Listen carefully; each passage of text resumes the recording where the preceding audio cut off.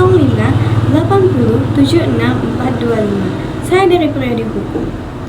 Kita sebagai mahasiswa tentunya sering kan mendengar tentang Pancasila, tapi seberapa sering kita benar-benar merasakan sejarah di baliknya. Pancasila bukan sekedar teks yang ditulis lalu dibacakan satu persatu. Di baliknya ada perjuangan pemikiran para tokoh-tokoh yang hebat.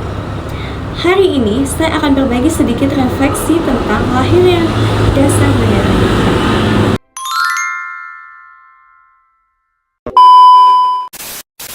Latar belakang Pancasila berakar dari nilai-nilai luhur, adat istiadat, kebudayaan, dan agama bangsa Indonesia yang telah lama ada. Secara formal, Pancasila dirumuskan dalam sidang BPUPKI untuk merespon dasar negara bagi Indonesia Merdeka yang lahir pada 1 Juni 1945 melalui pidato Soekarno sebagai dasar negara, ideologi, dan pandangan hidup bangsa. Ada juga sejarah Pancasila yang mengajarkan generasi muda tentang pentingnya persatuan di tengah keberagaman nilai perjuangan para pendiri bangsa, serta Pancasila sebagai panduan moral dan ideologi dalam kehidupan bernegara.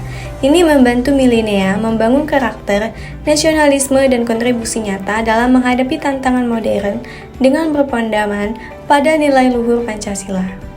Dan terdapat nilai-nilai Pancasila. Dari peristiwa sejarah tersebut, kita bisa melihat kristalisasi nilai toleransi, musyawarah, dan persatuan.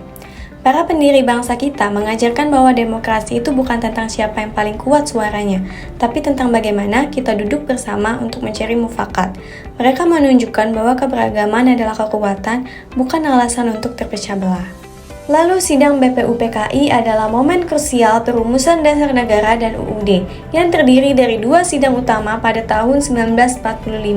Sidang pertama dari tanggal 29 Mei sampai 1 Juni 1945 menghasilkan rumusan dasar negara yaitu Pancasila oleh Soekarno. Sementara sidang kedua dari tanggal 10 sampai 17 Juli tahun 1945 menyepakati rancangan UUD bentuk negara republik dan wilayah negara. Ada 3 tokoh yaitu Muhammad Yamin yang mengusulkan dasar negara pada tanggal 29 Mei tahun 1945. Lalu yang kedua ada Soepomo yang menyampaikan konsep negara integralistik pada tanggal 31 Mei tahun 1945. Yang terakhir ada Soekarno pada tanggal 1 Juni tahun 1945 yang memperkenalkan istilah Pancasila. Piagam Jakarta adalah naskah rancangan pembukaan Undang-Undang Dasar tahun 1945 yang dirumuskan oleh Panitia 9 BPUPKI pada tanggal 22 Juni tahun 1945. Dokumen ini membuat manifesto politik dan dasar negara dengan sila pertama berbunyi ketuhanan dengan kewajiban menjalankan syariat Islam bagi pemeluk-pemeluknya, yang kemudian diubah menjadi ketuhanan yang Maha Esa. Piagam ini merupakan hasil kompromi antara berbagai golongan, khususnya antara kelompok nasionalis dan regulis. Hal ini menunjukkan adanya sikap saling menghargai dalam toleransi merumuskan dasar negara. Lalu ada pengesahan oleh PPKI. Tahap akhir terjadi pada sidang PPKI tanggal 18 Agustus tahun 1945.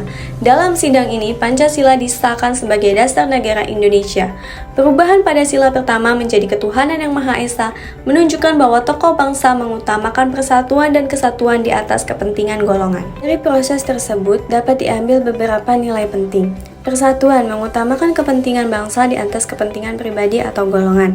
Lalu musyawarah yang mengambil keputusan melalui diskusi bersama. Ada juga toleransi, saling menghargai perbedaan pendapat, agama, dan latar belakang, serta nasionalisme yang memiliki semangat cinta tanah air dan keinginan untuk merdeka. Dari sejarah lahirnya Pancasila, banyak pelajaran bagi generasi muda saat ini. Generasi muda harus mampu menghargai perbedaan. Indonesia adalah negara yang beragam sehingga sikap toleransi sangat penting untuk menjaga keharmonisan dalam kehidupan sehari-hari. Pentingnya musyawarah dalam menyelesaikan masalah dalam kehidupan di sekolah, keluarga, maupun masyarakat. Setiap permasalahan sebaiknya diselesaikan melalui dialog bukan konflik. Generasi muda perlu memiliki semangat persatuan dan cinta tanah air.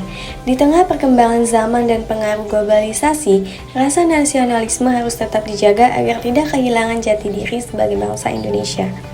Perlu adanya sikap rela berkorban dan mengutamakan kepentingan bersama.